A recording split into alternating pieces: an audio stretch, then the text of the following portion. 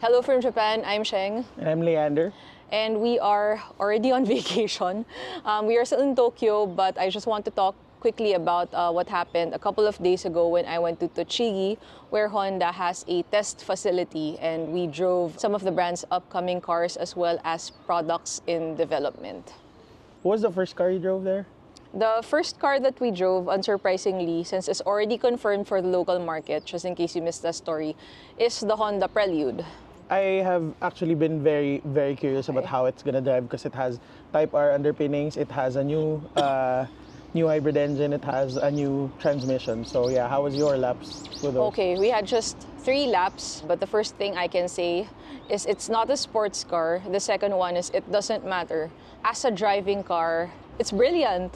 I went into it not really expecting a lot, not expecting to be convinced, because I feel like the people who want to buy that car will buy that car. The people who do not like that car will continue not to like that car no matter what I say. So I just came in to see how the car feels, and I can say that the name is very fitting. It is a prelude to what Honda has in store for us over the next few years.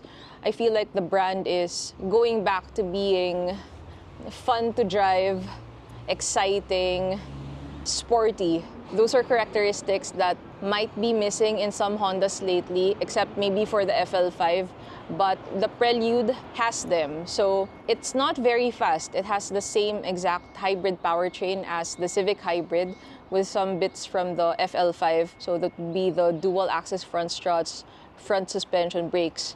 It has something called Agile Handling Assist and also S Plus Shift. It's basically a fake transmission. It simulates an 8-speed transmission in a powertrain that does not have a gearbox. You can manually shift or toggle between the gears, or you can leave it to its own devices. The last lap I played with it, it's very responsive, very fun. So in terms of engaging the driver, it definitely works. I'm not sure about the sound.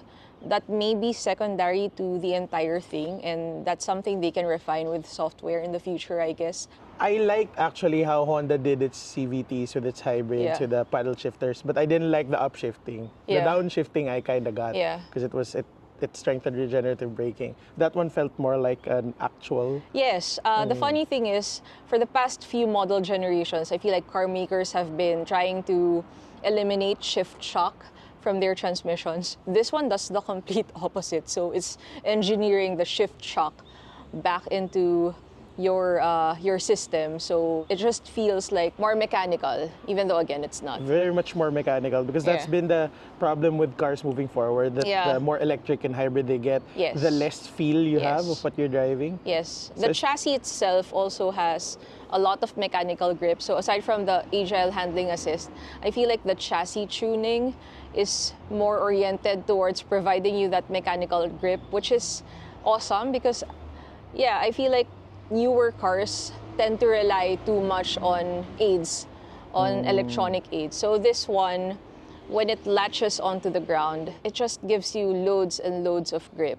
Like I went too hot into a corner. I misjudged my line, but it just went into the corner. It tracks true.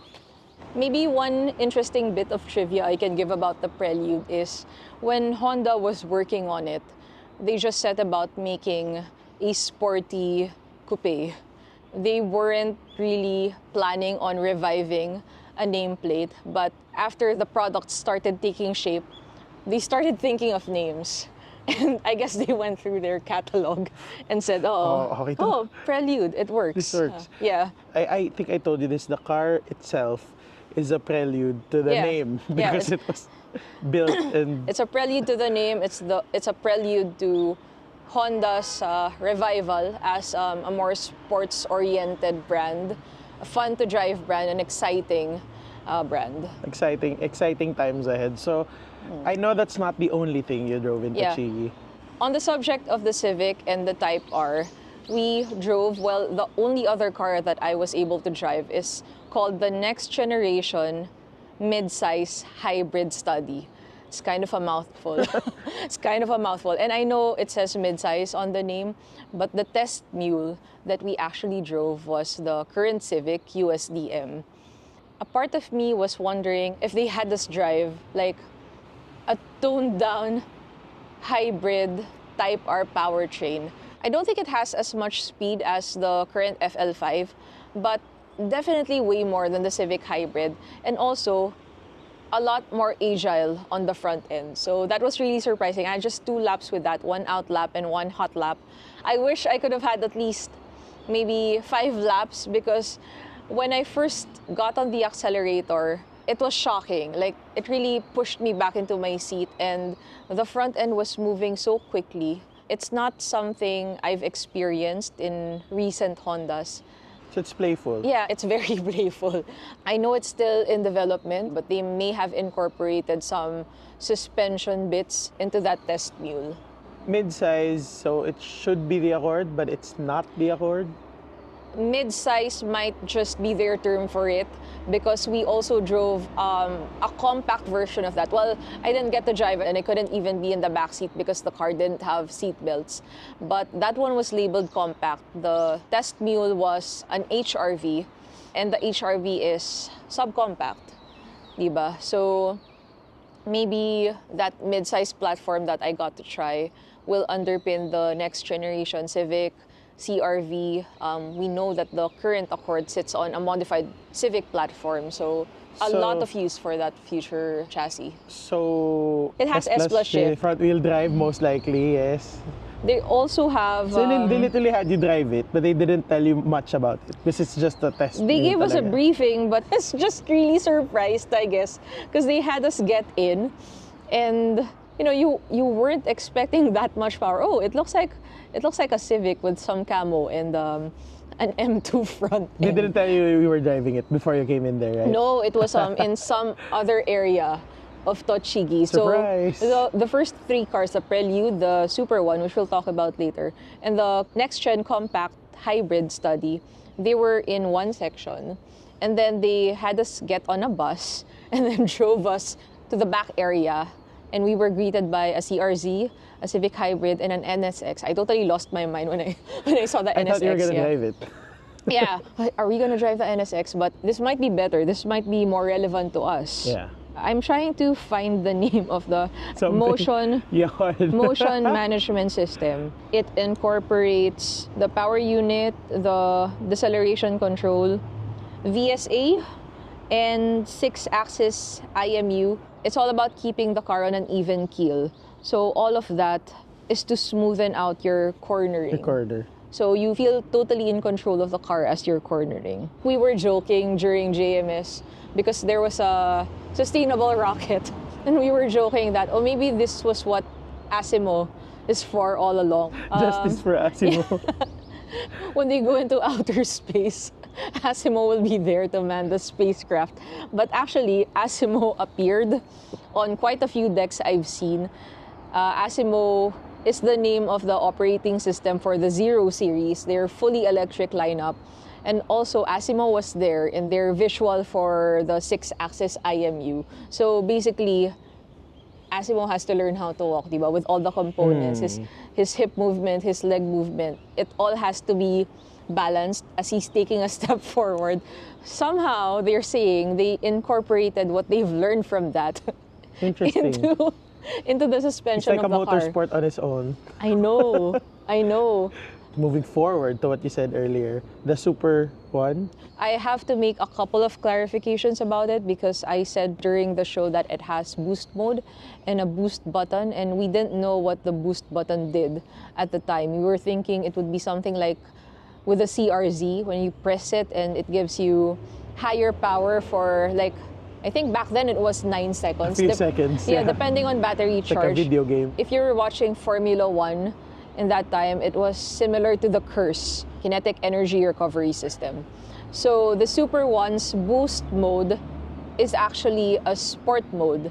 And the boost button on the steering wheel just activates that boost mode. Once you hit it, it stays on.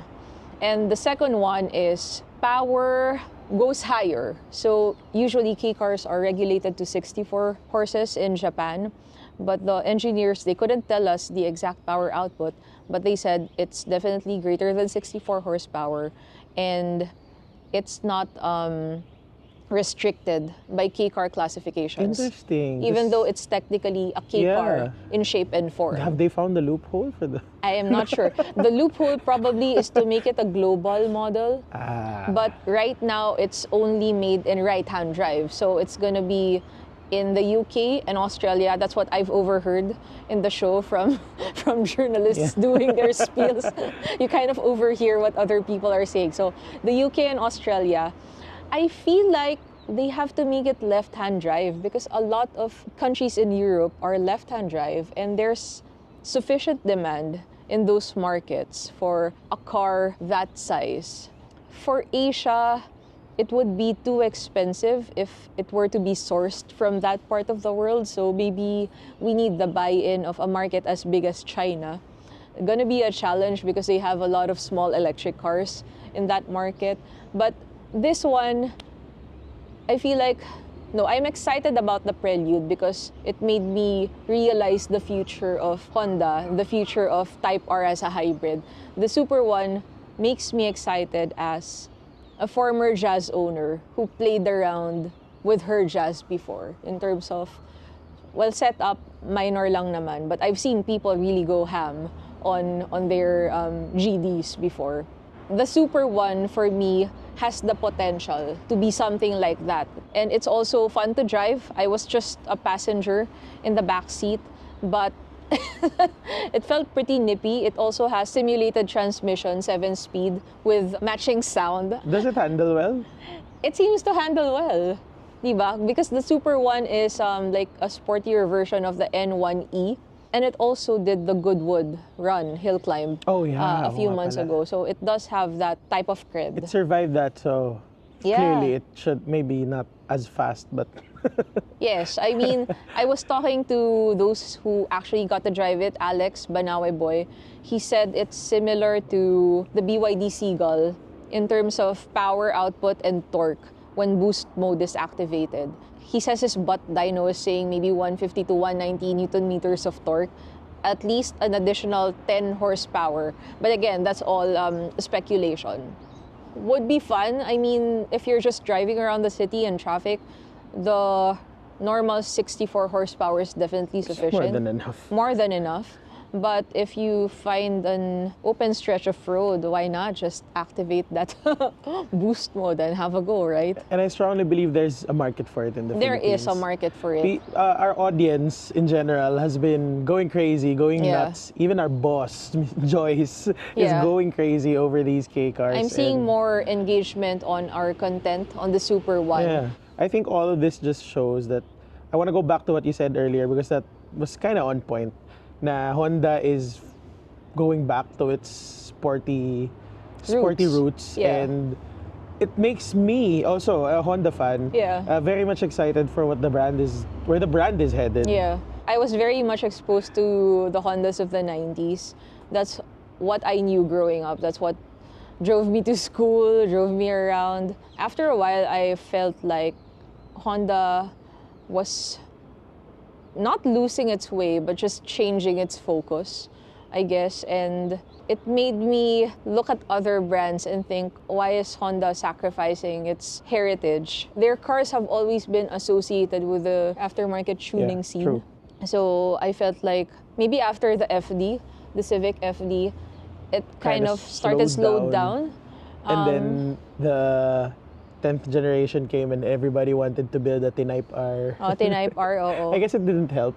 And the CRZ I liked. It was too early for its time probably, but it wasn't really sporty. I see a lot of them here. I really like it. Yeah, I like it. I like the novelty of it at the time. And as a Formula One fan, that curse button, even though it worked for 9 seconds, was trippy. You know, it made me feel like, okay, I'm a Formula One driver when I'm behind the wheel. But it's been a while since Honda last built a coupe. Like, I remember reading 5 years. And the Prelude, when it was launched, maybe there was some outrage. Let's just put it that way. There was. After you drive it, you see the point that it's not a sports car, but that doesn't mean it can't be fun to drive. It really draws you in not to go fast, but to have fun through corners or just even have fun in your daily commute, within reason, of course. All right, I guess that's that for your Japan trip. Yeah, hopefully 2 years from now, the next Japan Mobility Show, somebody else can drive the finished versions of what I drove. Cool. I went to the 2023 Honda contingent, saw the Prelude na concept. Yeah. You actually drove it and saw another one in development. I saw another one in development. So maybe the next one you get to drive it's the next one. A big improvement over my 2017 experience. We went to Tochigi and we drove some K cars around the parking lot. So I wasn't really expecting much when they brought us back. Honestly, looking at it, ako din eh. Parang we went to Tochigi in 2023, drove what could have been the electric HRV, and then it was announced that it was not gonna make it to the Philippines. So this was fun. This was really fun. Yeah, this is really fun. So I really enjoyed the experience. Happy to pass it on to another member of the team for the next one. Medyo okay na ako. Okay na. Okay na. I mean, not okay na. I still want to drive, but very happy to let somebody else experience it.